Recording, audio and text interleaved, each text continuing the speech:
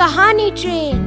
ये ट्रेन रोज रुकती है नए स्टेशन पर, मिलाती है आपको एक नई कहानी और कई नए किरदारों से। तो सब सवार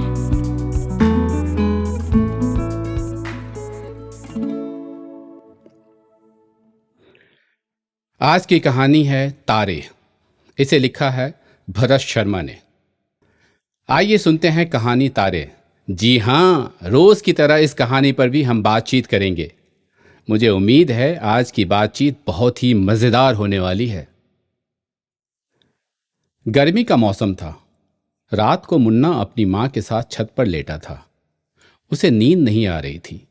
वो एकटक आसमान की ओर देख रहा था। माँ, क्या आप मेरे लिए तारे लाएंगी? उसने माँ से कहा। नहीं बेटा, तारे हमसे बहुत दूर हैं, ये बहुत बड़े होते हैं, माँ ने जवाब दिया। कितने बड़े?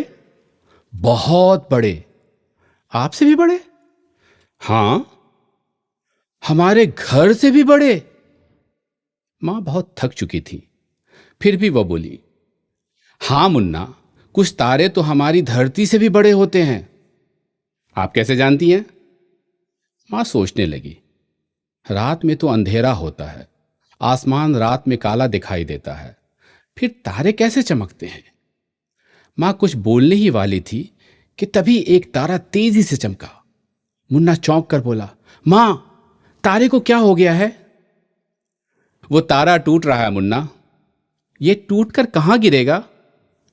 ये तो मुझे भी नहीं पता, माँ ने थकी हुई आवाज में कहा।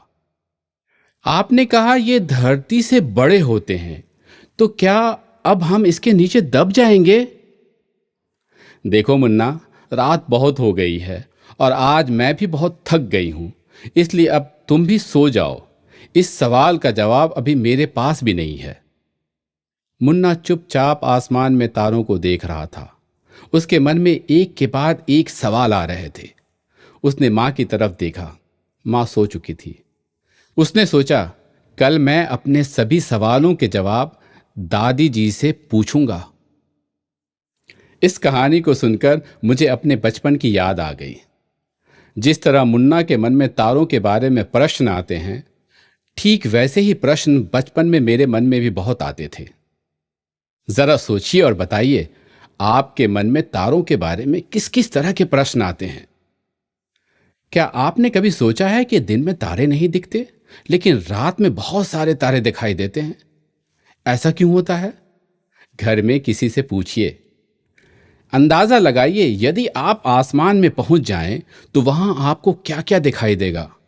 उनके चित्र बनाइए और उनके नाम लिखिए। कल फिर मुलाकात होगी एक नई और मजेदार कहानी के साथ।